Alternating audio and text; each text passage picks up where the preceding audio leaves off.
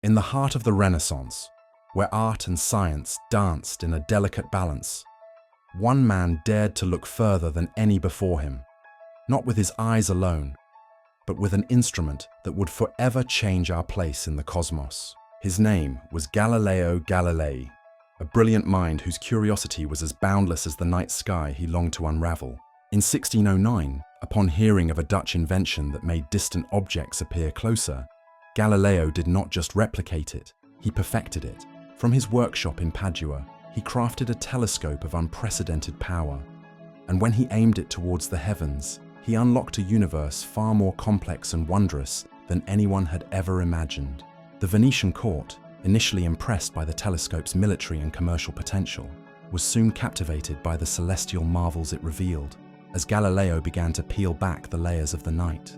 Galileo's improved spyglass became a key to celestial secrets. He discovered that the moon was not a perfect, smooth sphere, as ancient philosophy dictated, but a rugged world of mountains and craters, much like our own Earth.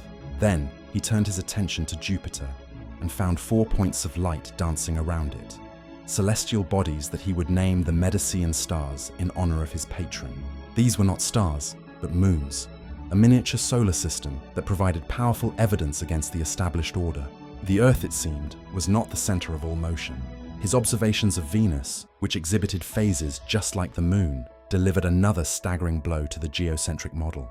These phases could only be explained if Venus orbited the Sun, not the Earth, a direct contradiction to the Ptolemaic system that had reigned for over a millennium.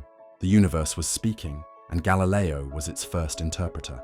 His revolutionary findings, though celebrated by some, were seen as a dangerous heresy by the powerful Catholic Church. Undeterred, Galileo compiled his arguments into a masterful and daring work, Dialogue Concerning the Two Chief World Systems, published in 1632. In it, he presented a conversation comparing the sun-centered Copernican system with the earth-centered Ptolemaic one. Though he framed it as a neutral debate, his preference was clear, and the character defending the geocentric view was portrayed as a simpleton.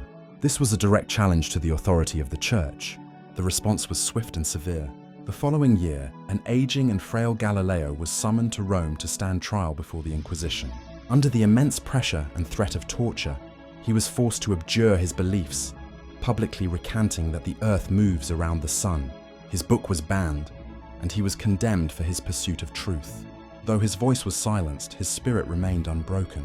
Galileo spent the remainder of his life under house arrest at his villa near Florence, his sight failing him in his final years. Yet even in confinement and darkness, his brilliant mind continued to work.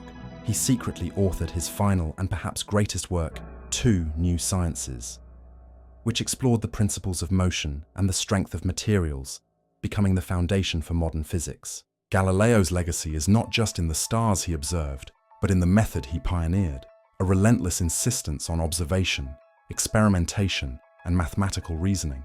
He taught us not what to think, but how to see. His unwavering dedication to empirical evidence, even in the face of immense opposition, lit the path for future generations of scientists, forever cementing his place as the father of modern science and a timeless symbol of intellectual courage.